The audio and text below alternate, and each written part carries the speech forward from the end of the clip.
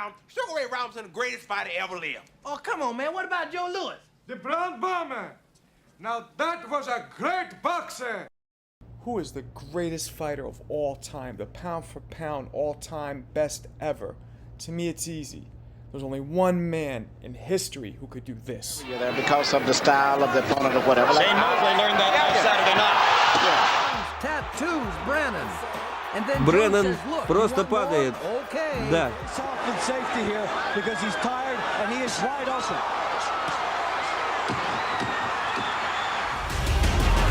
Whoa! Right to the body, down. Unheard of.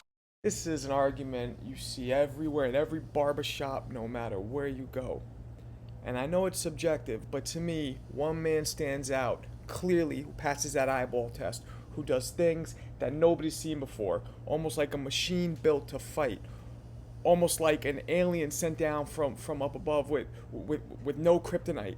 That's why they called him Superman. Roy Jones Jr. Now, because Roy's a friend of ours, he's been on the show numerous times, people might think I'm being biased. Now, of course, I'm a little biased. You know, everybody has their favorites, but I'm going to break down subjectively, realistically, and factually what Roy did throughout his career, which, in my opinion, and many other fight fans and fighters around the world, put him at the top of that food chain. So Roy Jones started his amateur career at 10 years old. He had a very successful amateur career, which all culminated in the 1988 Olympics in Seoul, Korea, where Roy blasted his way through to the finals to fight for the gold medal. The problem was he ended up fighting against a hometown Korean in the finals. Major problem concerning Roy Leone of Italy.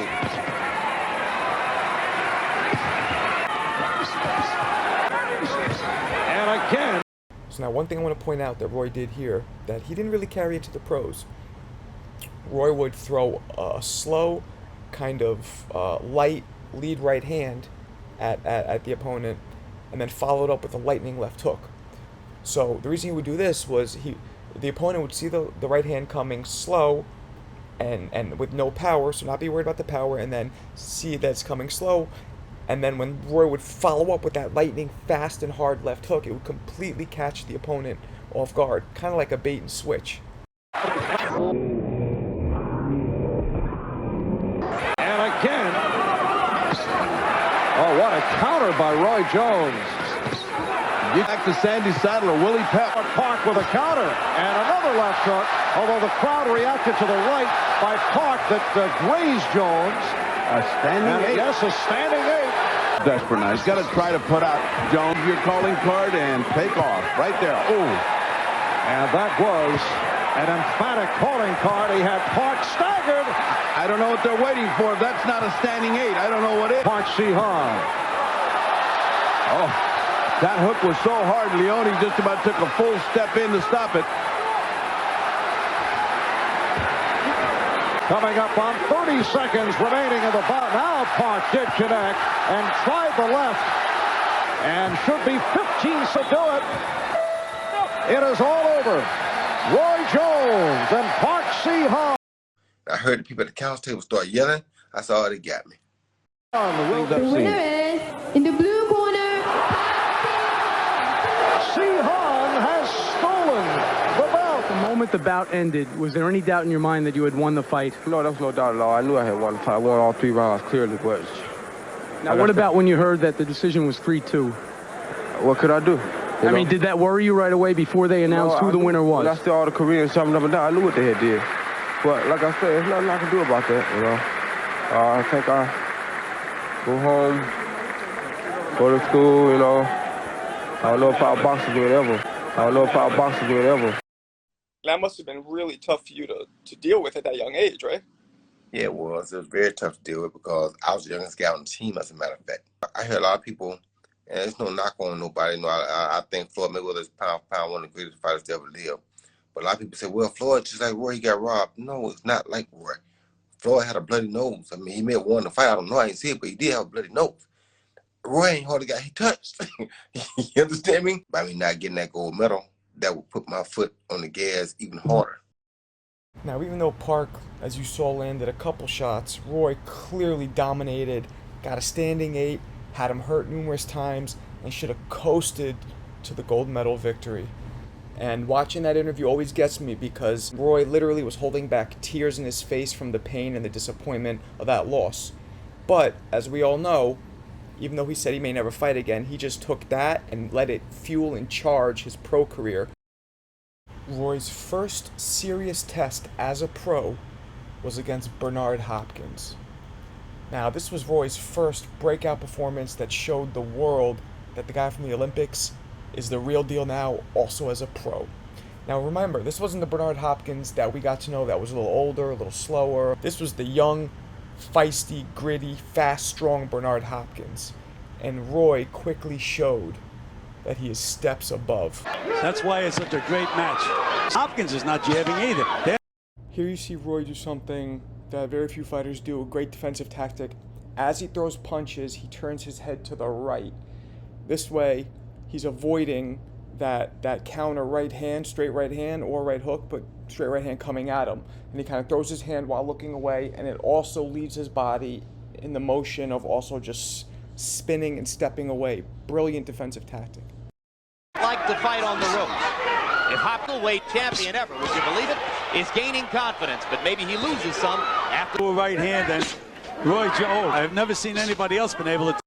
Another thing that Roy Jones did, which people don't really remember or talk about, guys like Marvin Hagler did it. Roy Jones switched to southpaw a good amount during his fight just to confuse his opponents. And even when he did that, the speed, the accuracy, the balance, everything was still there. Or does Hopkins have a terrific chin, Gil? No, I think it's a question that he hasn't hit Hopkins. Eventually, Hopkins stepped away. Here you see Roy out counter-punching, the counter-punching technical master of boxing, Bernard Hopkins. Those games, trying to win his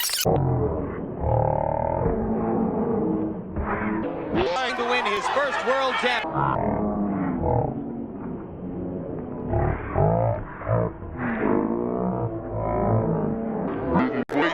Roy wins his fight, easy unanimous decision, and moves on to his next battle. His next battle, which, by the way, I was at live in Vegas, was against the then undefeated, hard-punching Jmes Toney. They were both champions, both undefeated. This fight had all the makings. I mean, this fight was as big as Hagler-Hearns. I mean, this fight was huge at the time because it was such a 50-50 split. People didn't know if Roy's speed and amazing footwork and unhuman reflexes would be too much, or if Jmes Toney's unbelievable power and defensive ability would be too much. It had everybody on the edge of their seats. And Jim, So the one thing that Roy did, which was paramount in this entire fight against Jmes Toney, was the way that he would step to the right. So he did this because when Jmes Toney got into his famous Philly shell kind of defense, Jmes Toney would lean and almost kind of turn his back, right, toward the opponent or towards Roy. So what Roy would do is Roy would throw some shots, know that James is going to lean, pop up, and then Roy would just jump and spin around him, and then all this side, body, head would be open, and Roy would throw and then keep spinning, boom, boom, boom, going around and around. James would almost be following him, almost made to be dizzy and off balance. And it was something that Roy used beautifully throughout the fight. And Jim, James was a counterpuncher, but James was a more aggressive counterpuncher. The thing about James, and what people don't understand, is James, before I became pound for pound, James was pound for pound the best fighter fighting. And the one thing you have to know about James is that you cannot stand directly in front of James. If you stand directly in front of James, he gonna eat your lunch. You can't stand in front. You gotta go around him. If you don't go around him, he gonna eat your lunch. It's simple as that. Here you see Roy Jones do something that very few people can do. Roy is so fast that he's able to shoot off the 1-2 before Jmes Toney can react with his famous pull counter, Then Roy does something very smart. He shoots the 1-2, and then he gets right in the chest of Jmes Toney, right up close, giving Jmes Toney no room to actually shoot that punch forward.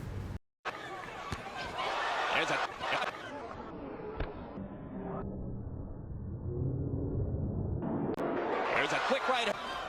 Punching it out. The right hand against Bernard Hopkins a few fights back. Punching it out. Pressure, physical and mental, on Jones, and Jones. And the left hook got behind the guard. Here Roy Jones does something for the very first time, and something that has never been done before since then. He knocks Jmes Toney down. This happens because Jmes Toney tries to showboat along with Roy, and Roy, as he's done all fight, leaps in and catches James with a sharp left hook. Now, to be fair, this was more of an off-balance thing, because Roy's body following through, going with what I was saying, how he likes to get in James's chest after he punches to avoid counters, him bumping into Jmes Toney's chest, that momentum kind of causes a lot of the knockdown as well, but nevertheless, it's still a clean knockdown. Showboating by Jones. You tempt fate, think. Left hook, and down goes Toney. I have another angle that we can see it. Here it'll tell us right now. You see his... Again, what talking doesn't do you a bit of good. Quickness and defense. And I was at the Roy Jones fight, like at the actual fight in Vegas. Why do you think he never gave you a rematch?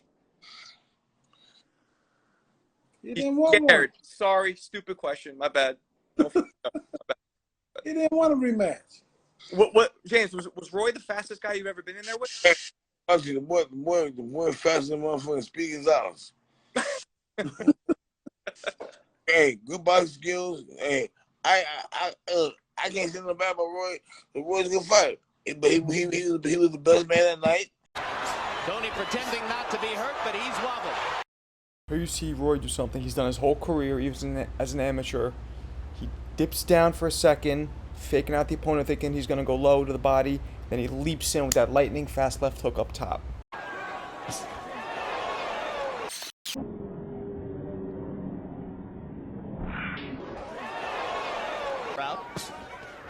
So it's not out of the question begins. but again, Solid left. Toney in a little bit of trouble. Orthodoxy. Now, Jmes Toney did land some shots, and he landed a couple shots, just solid, flush, real hard shots on Roy, but it did nothing. You know, Roy's chin in his prime, especially at that natural 168, his natural weight, was excellent. It just wiped right off. Wiped right off. a couple of times during the fight, Larry. Not seriously, but hurt. How about now? How about right now? He's just being completely overwhelmed. And I think a left hook to the body hurt Jmes Toney. Who's the best fighter you ever fought? Who would you put as like the most talented? Jmes Toney by far. Jmes Toney by far. Roy Jones, his prime, had a hard time hitting Jmes Toney. You hear me? If I couldn't hit him, I know the rest of them were hard to hit him. Jmes Toney in shape, hard to deal with. I was having a hard time getting good punches on him, and I knew he struggled with the weight, and I knew he wasn't the at his what he thought was the best. But as far as skill for skill goes, that's one of the toughest guys, one of the smartest, best boxers, best fighters I've ever seen in my life. Toney badly to set this up. And Jones comes back with a fury. Right near the end of the fight, in this 11th round, Roy does something that most people didn't catch, but to me, it seemed pretty obvious. He hurts Toney, almost has him go down. He catches Toney with a counter, with that left hook counter, right as Toney's throwing his own punch, which are the ones that get you, the ones you don't see while you're throwing your own shot. Or there are a lot of people who bet on him. Or there are a lot of people who bet on him. 1 minute to go. Roy ends up coasting to the unanimous decision victory and claiming that pound-for-pound title for the best in the world at the time. Roy's next fight is one of my personal favorites and one of the most dominant performances in boxing history. Roy goes up against former 135-pound champion, 140-pound champion, also a fellow stablemate of me and Jeremy at Kevin Rooney's camp, the Tasmanian Devil, Vinny Pazienza. They are predominantly for... Oh, big left hook by Jones. So now Roy has the distinct honor of being one of the few guys that actually can throw the amount of combos that you see that guys do on the hand pads. He can actually do that in fights. He's one of the few guys. So now here, prompted by Vinny Pazienza trying to showboat against Roy, kind of, overshadow Roy, who's the king of showboating. Roy gets irritated by this, and Roy throws his second highest count combination of all time. Roy unleashes a 16-punch, lightning-fast combination on Vinny. Left up by Jones. Pazienza showboats, and Jones showboats back. The no showboat promise is over. Straight hook by Jones, and Pazienza nearly went through the ropes. And these are slashing jabs by Jones. Another amazing thing Roy did for the first time was he worked his jab. Roy had such unbelievable skill that he didn't have to fight traditional. He didn't always lead with a jab. He didn't set things up with the jab like almost all fighters have to do. Roy did what he wanted, but in this fight, Roy decided to work the jab, and it kept Vinny Pazienza at bay where Vinny couldn't even touch him. Under the left eye. His hands are low, he's getting nailed by Jones. One or two punches, and they were heavyweights. Certainly not guys down at this level. And he only threw 5. Jones is going in too hard. He's going to go side to side. He leaped before. What a dilemma. And the double and triple jabs of Jones are keeping him off. Oh, an astonishing statistic from the last round. Vinny Pazienza threw 5 punches, landed none. It's the first time in CompuBox history that has happened over an entire round, ever since punches have been counted by that organization. An amazing statistic. Wow. I wasn't losing rounds when I was on top. You hear me? I not no fights. I wasn't losing rounds. I know. But you can't tell people that because they're caught up in the glit, the fame, the money. They caught up in all the other stuff except the real facts of boxing. First person ever in CompuBox history to go a whole round without getting hit. Fighting another dude who was a bad dude because he won belts from 135 all the way to 168. And that's Vinny Pazienza. You won a whole round with the Tasmanian Devil and didn't get touched. Only person in CompuBox history to go a whole round and don't get touched. But they say, this one's the best defensive fighter of all time. Really? Well, why he don't want to win a whole round without getting touched?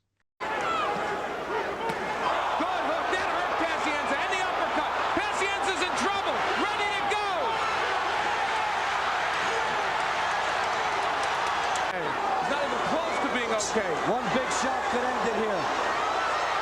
That's another knockdown. Throw. You have to be concerned about.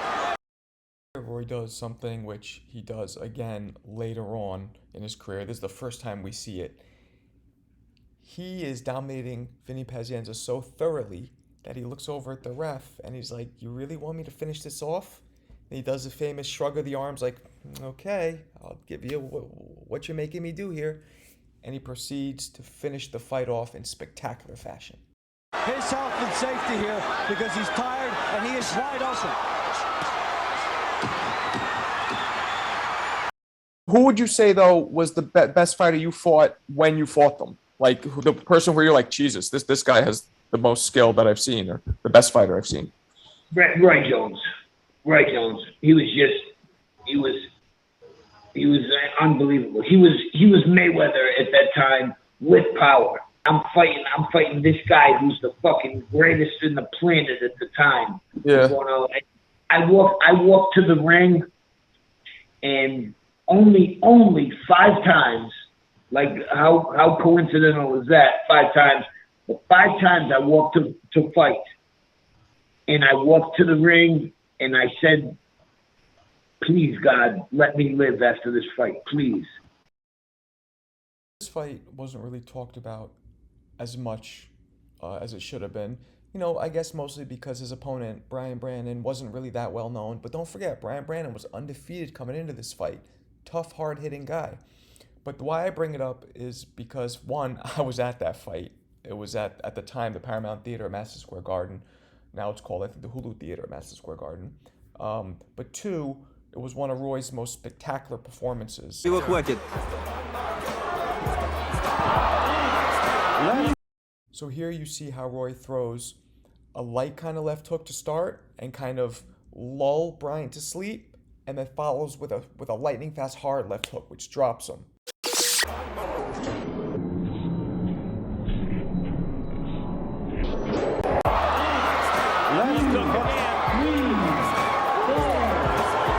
Пять.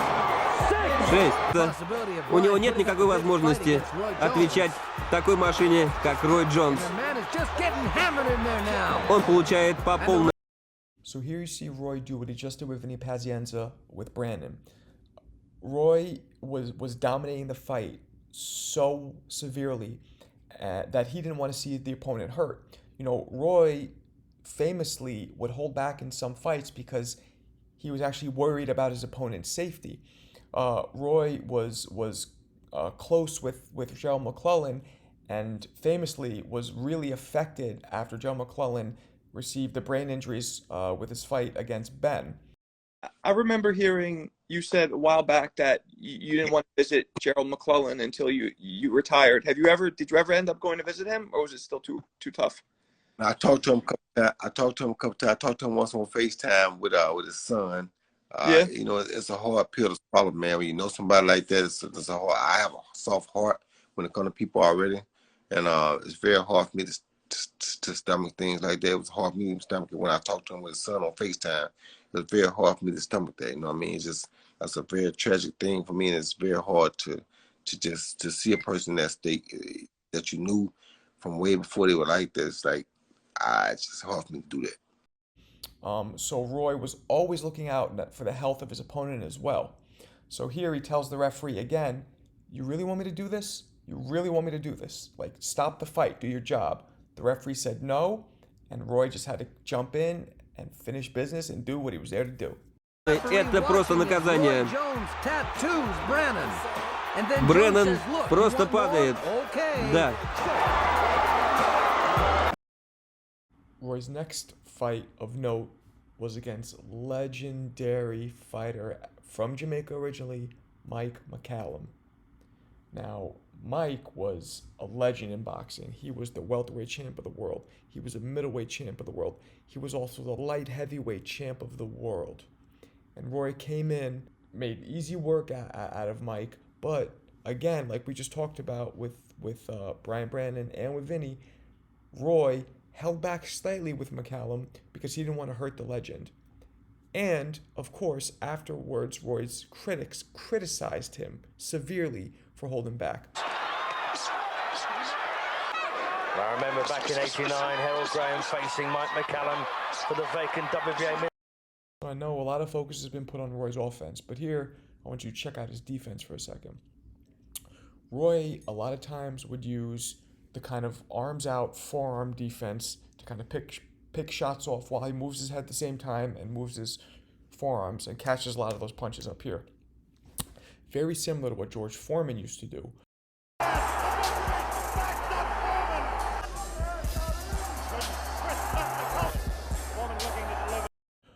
The younger Foreman, the older Foreman came back, was doing the crossbody defense, but the older Foreman would keep his forearms up. He had such long arms that it was very effective. And Roy is the same way. You see him here doing this against Mike McCallum. McCallum cross swords with irons. Steve Collins. He raining down. Although he's making good shot again from Jan. And again Jones. And McCallum there force. Oh! He's down. Oh. Well, how did he keep his feet then? Jones has skated it down. Roy's next fight was relatively low profile, which is no disrespect to Montel Griffin, because he is a friend of ours, great fighter. That's just more a testament to how great Roy was at the time. They thought nobody could beat him. But we quickly saw this fight take a very different turn for Roy. And you can see that in the very beginning of the fight, Roy comes out to a song that he wrote and rapped. Roy, for those y'all must have forgot, Roy was also rapped back then. He was also releasing albums and stuff. the song that he wrote and rapped as he enters the ring against Montel was called "Patience is a Virtue." And now Roy Jones will enter the ring to his own musical composition called "Patience is a Virtue," a reminder to him that he wants to be patient in the ring against the crafty Griffin tonight. And it was a testament to Roy wanting to take this fight, and partially because he was so bored beating people so easily, he made a challenge, and he said to himself, I am going to take Montel Griffin, who beat Jeremy to qualify for the Olympic team. That's a whole different story. The winner, the score, 33-8. And joining the team of Olympians to go to Barcelona, your winner, Montel Griffin. Sim was like to Jeremy, like, that must sting because of the Olympics. You know what I mean? Like, you guys fought it off in the finals, and you know. Yeah, man, I wasn't trying to bring that up. You know what I'm saying? No, I mean, Jeremy's cool with it. Yeah. I'm cool. Hey man, shit, there's water on the bridge now. Yeah. But Montel, who was a great fighter, but a very, very good counterpuncher, Roy said to himself, I'm going to do this. I am going to throw a couple feints, throw a couple distractions, and force Montel to counter me, and I'm going to counter his counter. I made a song that said patience was the virtue because I knew that Montel was a counterpuncher just like I am. So like I kept telling my coach, I just got to wait him out. You know what I mean? Take him in the deep water. He'll tire, then I'll get him. His low crouching position, and Roy catches a guy with. Now, while Roy did this to challenge himself and spice things up and make it interesting, I think he got more than what he bargained for, because Montel started off winning a lot of those opening rounds. Anderson, don't try to reach me. I have an... A lot of feinting, not too much punching. Massaging his arms after the first round as well as... So here you see one of the tactics in Montel's counterpunching which made it so effective. He would wait for Roy to throw, and then immediately after Roy was done with his combination, Montel would throw a shot, catching Roy kind of right at the very tail end of Roy's own combination. Well, there's one right here. Punches. It's scoring points for Griffin. Good left hook by Griffin. Jones. Griffin backs out. So although Roy was having some trouble up to this point, he's now starting to find a home for that straight right hand. Another Griffin. His white trunks with black trim, and there's a... Any different. Ducks away from the right hand there. The left hand put him straight on the canvas. So Montel Griffin got hit. So after landing another one of those counters, immediately following Roy's flurry, Montel does something that shows his real experience, that he's been a gym rat for his whole life. While they're clinched, Montel quickly bumps Roy off with like a shoulder shrug, a shoulder push, and then as Roy's going back, Montel hits him. Now, this is borderline legal, borderline not illegal, but it's still a very crafty veteran move. There's a right across the top and then immediately cut. Shooting a blank cap pistol. Jones nailed him pretty good that time. So now, the most controversial thing to that point in Roy's career happens. Roy, as we said before, was closing in on landing those straight rights. He lands a vicious straight right.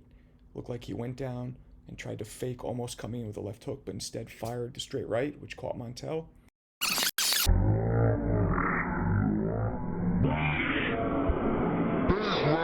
By Jones. Big right hand, and Griffin is hurt. No question about it, Griffin is hurt. Jones looking to finish. Griffin wobbling a little bit. Jones comes in and lands the right hand lead again. And a couple of left hooks. And Griffin's knee goes down, and Jones lands two punches after Griffin's knee was on the... Vicious straight right landed and wobbled Montel. Roy jumped on him, applied pressure, and then Montel, to clear his head, and before getting hit again and possibly not being able to get up, he decides to take a knee to clear the cobwebs. When Montel takes this knee, Roy fires off 2 shots at Montel. And to this day, there's 2 sides of the story. Roy's side of why he did it and why he did it cleanly and with no ill intentions, or Montel's side.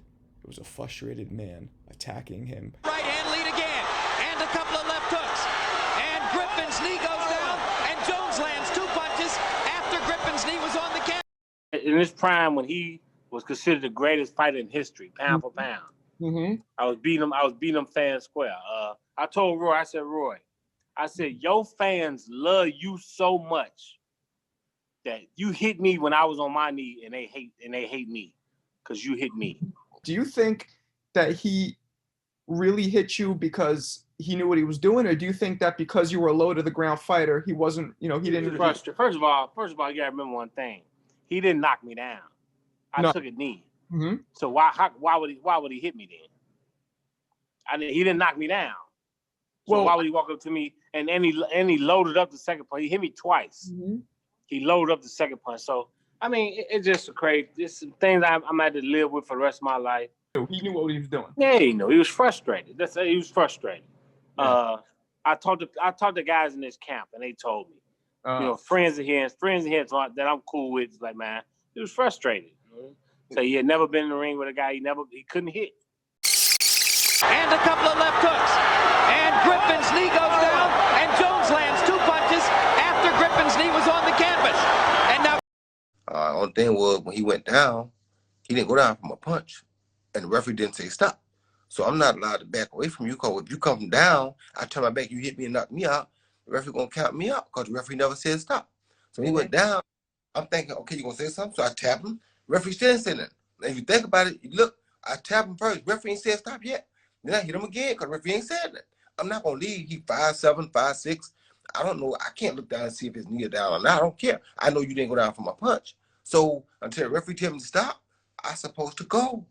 It wasn't like I was trying to do no damage to him or nothing. It wasn't that kind of thing with me. So as you can imagine, Roy immediately opts for a rematch to prove to everybody that he is still the best pound-for-pound fighter in the world. But now for the first time, some people had some doubts. Can a crafty boxer beat the unorthodox, untraditional Roy Jones? This fight, Roy does something we've never seen. He comes straight at Montel, no boxing, no technique. He's just coming at him to take his head off. The first time, it will be true again the second time. And of course, Griffin believes that he thrives and will continue to thrive on being underestimated. Jones lands a solid left hook. Let me tell you, that first left hook hurt Griffin. And so does the second one. And Mercanti calls it a knockdown. About Roy Jones's left hook leads. Jones lands another left painting game, and Griffin is benefiting by it. Whoa, what a left hook. What a left hook. Second knockdown of the round. That was a leaping left hook, and Griffin may not survive it. He's got trouble. 9. And that's that. Jones gets his vindication via a first round knockout. I usually don't show post-fight interviews, but this is one of the most gangster displays of sincerity, really coming from the heart, from deep within, that I've ever seen come out of any fighter's mouth. Roy Jones still number 1 and gonna be that way, baby. For all these doubters, him and all the rest of them that think Roy Jones is a fluke, now they know. Now, back to where I am. I am redeemed. I deserve to be back pound for pound number 1, because I am. It's just like that. I don't even want to hear nothing else. I should be pound for pound the best. I don't want to have to do this, but they make it. Why didn't you want to have to do this? Because I don't like trying to hurt people. No, not I was out here trying to hurt that kid. If I would have got a chance, I would have killed that kid by mistake. You know what I'm saying? I don't want to do that. That's not my intention. My intention is to come out here and do good things and be done with it. That's why I don't like that old Roy Jones. You don't want to pull the RJ out. I don't want to see the RJ. Did you need this kind of incentive to bring out 105% of yourself? Didn't I just say that? That's what it takes sometimes. You take something from me, I'm coming to get it back. I don't care. If you take it from me this honestly, I'm coming to get it back. Now, if you beat me, we had a good night. I'm still going to come get it back. But if you take it this honestly, I'm coming to get it. All right, so you came out here with a totally different intention than you did the first fight. You saw it. I went out here to box to give y'all no show, and I ain't want to give you too much to criticize me about. I had to come on and do my thing. You understand? I ain't going to let you talk. I did the talking tonight. Roy Jones, Pensacola, we talk tonight. The Gulf Coast, Mississippi, all that, we talk tonight. The best man fight, the best fight in the world, pound for pound, I talk tonight. Understand what I'm saying? I don't want to hear nothing else. There was no need for this, you know what I'm saying? I shouldn't have to come here to try to go at that guy and try to do that, you know what I'm saying? I mean, I feel bad for him now because it's embarrassment to him in a way, and he has a family too, you know? I'm not that kind of guy. Yeah, the rematch, man, I wasn't allowed to warm up. I was the world champ. I wasn't allowed to warm up. It was crazy. You know, it's people. It was witnesses there. People seen what happened, but it is what it is. I got to live with that for the rest of my life, man. Roy's next fight was against a legend, Virgil Hill, North Dakota's own. He was a silver medalist in the '84 Olympics, former light heavyweight champion, lineal light heavyweight champion, and former cruiserweight world champion. They get in the ring. Virgil Hill had only lost, I think, twice at this point, close decisions, and Roy does something that has never been done before to Virgil, and you rarely see in boxing. Aggressive, not waiting to see what Jones is going to do. Quick left hook up top. Jones lands a right hand flush on the cheek. Another right hand, and Jones is starting to get it going. Another right hand lands for Jones. Hill has taken all the power shots pretty well so far. Now there's the combination. Hill lands a right hand over the top in retaliation. Right to the body, down. Unheard of. Only the third time Hill's ever been down. And Steinwinder's lost the fight. First time Virgil Hill's ever been knocked out. Roy punched hard, but he always punches hard at the very beginning, and he fades at the end. Oh. So if I could have got out of that, if I could have got this guy has never thrown a body shot one till me. He threw a body shot and busted my rib. Oh goodness! Yeah. Was your rib broken? He cracked it. Damn. Not the same thing as broke, but he cracked it. Yeah. And I remember, I threw a shot and missed, and I turned like this, and he came back and boom. And now I would have said that it was a fluke thing had I not seen the fight, and then I saw what him and his coach talked about. He said, go to the body and stuff. And I was like, oh shit, okay. That was good. That was legit. So Roy's punches were more hard than they were snappy, or more snappy and fast? No. He had snappy fast too, because he busted my eardrum the first round. Wow. He swooped a hook and popped my ear like this, and it went pop, and it tore my eardrum. Look, I'm telling you, if I get out of that round and stuff like that, I haven't. Yeah? Yeah, because you can't get past my jab. It was too fast. Silencing the critics who say Roy is all speed and no power, Roy knocks out Virgil Hill with a body shot. One body shot. Hill can't continue. As George Foreman said, it was unheard of. And another thing unheard of, which Roy does a few fights later against tough Glenn Kelly, Roy Jones puts his hands behind his back and then throws a knockout blow and knocks Kelly out. Doesn't hurt him, doesn't drop him, puts his hands behind his back and proceeds to knock him out. We'll not carry you there because of the style of the opponent or whatever. Shane Mosley learned that last Saturday night. Again. We'll not carry you there because of the style of the opponent or whatever. Shane Mosley learned that last Saturday night. Again. Once again. Third knockdown of the night. Who never saw it. In his next fight, Roy tries to make history. He wants to fight for the heavyweight championship of the world, be the first fighter in over 100 years, since 1897, to go from middleweight champion all the way to heavyweight champion in the same career. Last guy to do this was Bob Fitzsimmons. Bob Fitzsimmons was a bad man. He had the deadly solar plexus punch, where he would nail guys right in the solar plexus and they'd crumble. And that's exactly how he won the world heavyweight title, Bob Fitzsimmons, in 1897, crumbling James J. Corbett with that exact punch.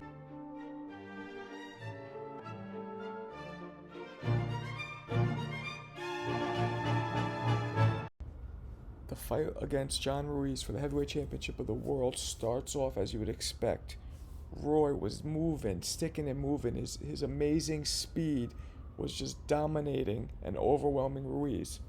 However, There's this one exchange in the beginning where Ruiz actually lands a couple shots, and you see the light bulb click in Roy's head like, okay, I was knocking out middleweights and light heavyweights, but this guy's naturally a lot bigger than me. So then Roy, as the brilliant fighter he was, stops, adjusts, and continues boxing, keeping himself at minimal danger. Kirk Johnson, Roy Jones. You don't wait for a little guy. Huge weakness in his arsenal. Solid left hook. And Ruiz comes back with his own left hook. And lands a left in return. And they're fighting. Watching and waiting for something good to happen. There's a solid right cross by Jones. Ooh! He stunned him with that. He stunned him. Looks like Jones is starting to fight more like cross. Place. Against outclassed opponents, he's gone to do what he wants to do. And Jones puts him away. The new WBA heavyweight champion of the world, Roy Jones Jr. Then it hit me on a dream one night. Maybe you should go fight for the heavyweight championship of the world. Ain't nobody did it in 106 years. Why not you? You know, that would be history making. Then I think Bernard made history by having the most middleweight defenses of all time. And I said, now, if he can make history, that means, you know, you got to go make history now because you beat him. How you going to let him make history and you not? So I went to Atlanta. People don't know this story. I went to Atlanta, asked Holyfield to fight me. Him and this guy were like, nah, we got too much to lose and not enough to get. Y'all got two. Okay. All right. I said, okay, I respect that. And I left. Lo and behold, John Reese beats Holyfield next fight. And I don't know how he knew that I wanted to fight for the title, but he said, I'll fight Roy Jones. What? You do? Oh, all right, there it is. I mean, you know, when God speaks, you got to listen. So, you know, I'm like, there it is. So that's what happened. Roy is now the heavyweight champion of the world. And he is pondering retirement. He's pondering walking away into the sunset. But there is a thorn in his side that shows up at the press conference. Somebody from Florida, the same state as he's from, biting at Roy's heels for a long time. How much do I have to go through? Who do I have to beat in order for me to get my opportunity at history? I'm going to get him. Before I retire, his ass is mine. Antonio Tarver and Roy are about the same age, but Antonio Tarver went through some personal problems and didn't turn pro till he was 28, 29 years old, while Roy, by that point, had already reached high levels. So even though they're the same age, Antonio Tarver was way fresher with way less mileage on his body. Never one to back down from a challenge, Roy decides to do something that has only been done once. Winning the heavyweight title, winning the light heavyweight title, winning the heavyweight title, then going back down and regaining the light heavyweight title. So Roy decides to clash with Antonio Tarver. But don't forget, very important here, this is physics, this is science, this is biology. Roy had gained 25 pounds of muscle on his 5'11" frame, pure muscle, to fight Ruiz for the heavyweight championship. And then within months, he has to lose all of this weight, this 25 pounds, but of muscle. Way different than losing fat or water weight. He had to lose 25 pounds of muscle within months to make the weight to try and reclaim the light heavyweight championship. And now Tarver lands another left, goes twice to the body. Jones blocking shots with his arms. That's going to miss you. He lands the left hand right through the middle of the gut. So from the very first round, you can see Roy's sluggishness, Roy's lack of energy, how he just lays against the ropes and lets Tarver fire off on him. And something seems very off because Roy has a tendency to back up to the ropes a little bit throughout his career, but nowhere near as much as this. Stays on balance, does his puncher, and gets right out of there. Lands two more left hands right through the middle of Jones's guard. Jones's nose has been reddened. Roy Jones has been hit very hard.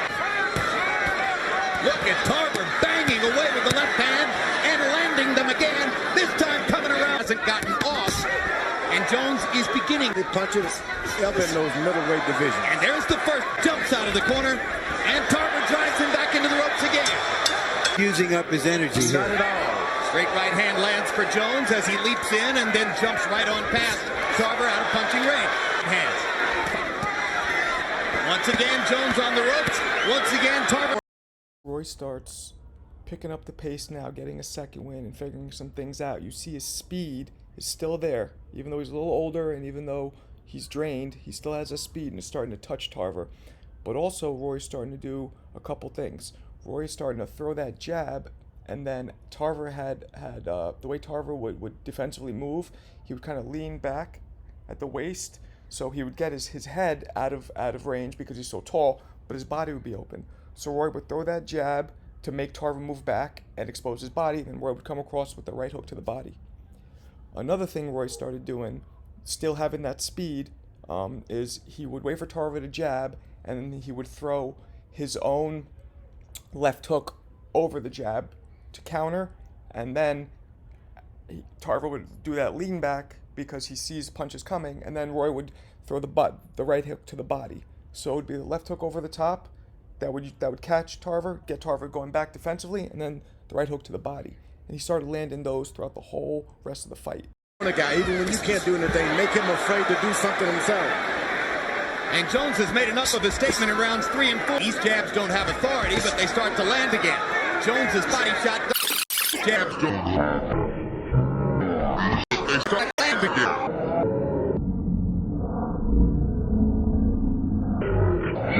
Shot does have authority. As I mentioned, hot-shotting. A good athlete, period. Roy Jones is trying to make Tarver expel some of his energy because he's not in the great energy position himself. And there's a huge right. Tarver landed that left-hand shot. Jones clowned a little bit. Carl Jones sneers contemptuously at him.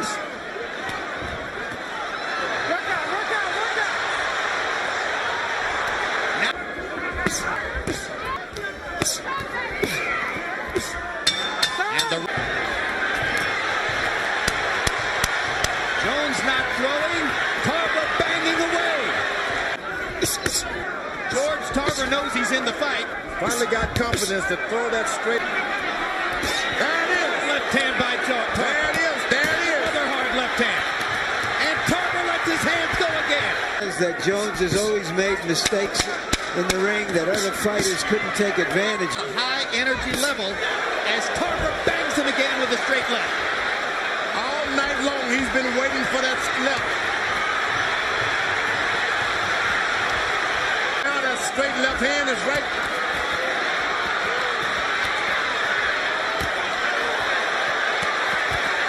Jones is taking big shots. Big shots. Gives up. Recognizes he's not going to win. In this occasion, Jones has to come late rounds, and he's doing it. What a performance, now the greatness that he needs to hold off Antonio Tarver. Now the combinations begin to flow. Now Roy Jones becomes... We've all wondered how Roy would react to adversity. He is reacting like a champion now. Can Antonio Tarver solidify the light heavyweight championship of the world? Can he knock Roy Jones out? Jones is hurt, but he's fighting. High drama. Big right hand by Jones. When a boxer like Roy gets older, perhaps a little bit slower, we start to see what intangibles he has inside of him, not just the pure athletic ability. Tonight, it's clear, fighting Antonio Tarver, Roy Jones has dug deep and has found the best within himself in these last 6.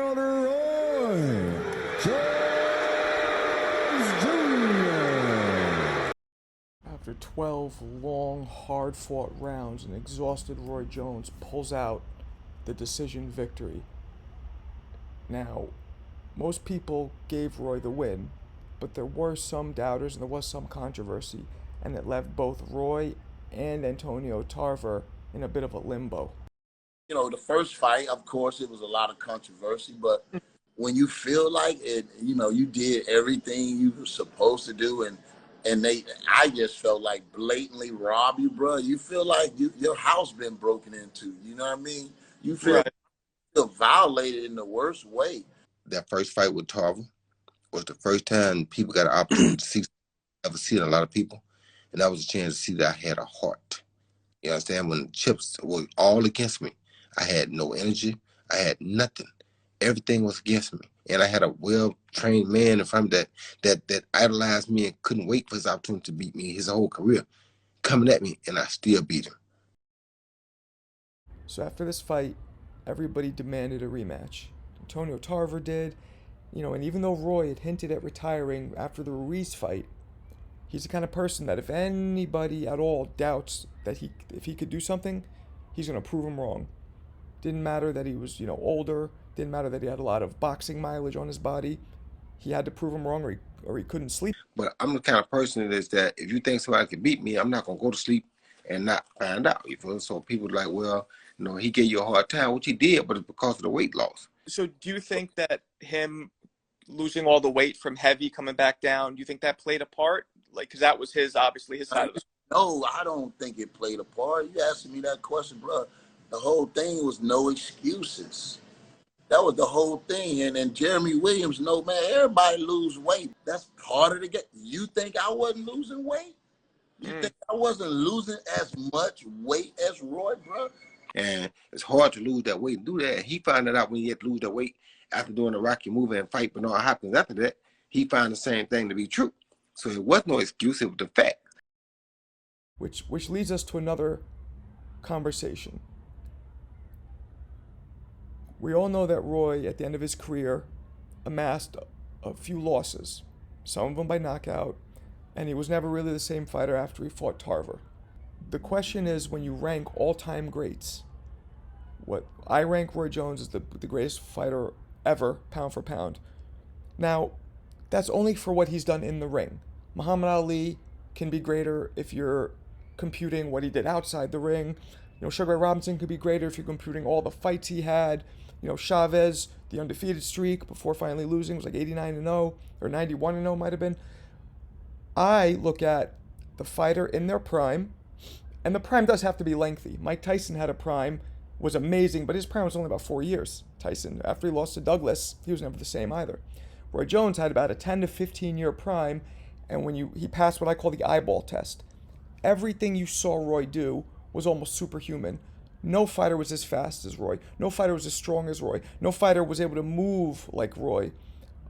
And no fighter since Bob Fitzsimmons 100 years ago was able to win as many titles from middleweight all the way up to heavyweight like Roy did. No other fighter on planet Earth that has, dead or alive, has ever turned pro as a junior middleweight and became heavyweight champion of the world. What more do you need to say? No other fighter ever. What more can you say? And there's some great fighters. This man right here was a great fighter. There's some great fighters in the world. I'm not saying that. I'm not knocking nobody about nothing. But what other man can you ever say, dead or alive, that turned pro as a junior middleweight and became heavyweight champion of the world? The great Sugar Ray Robinson passed out trying to become the light heavyweight champion of the world. He was a welterweight, but he tried to become the light heavyweight champ, and he passed out. And I mean, it ain't an easy feat. The debate over who's the best pound-for-pound fighter it can last all day long. Everybody has their own criteria. It's a fun but layered debate. Roy Jones, besides the skill, the optics that he presented with his unbelievable speed and power and unorthodox movement and all that, the biggest criticism on Roy is two things. One, that he ended up losing some of his fights at the end of his career by knockout, which to me does not erase his domination for the 15 years up until he was 35. From 20 to 35, he dominated. And, 35, again, at his age, it was an old 35. He had been boxing for a long time. There was a lot of mileage on him. And he had gone up and down in weight, and drained himself. But also another criticism is that he didn't fight anybody, which to me is insane. I've laid out here. This man has beat numerous Hall of Famers throughout his career. Bernard Hopkins, Jmes Toney, Vinny Pazienza, Mike McCallum, Felix Trinidad, Virgil Hill, the list goes on. He definitely deserves a place in the all-time greats. We often wonder what could have been. What would have happened if Rocky Marciano had a couple more fights? What would have happened if Richard Steele didn't stop that fight against Meldrick Taylor and Julio Cesar Chavez? What would have happened if Roy Jones would have stopped fighting after he beat Ruiz? We'll never know what would have happened.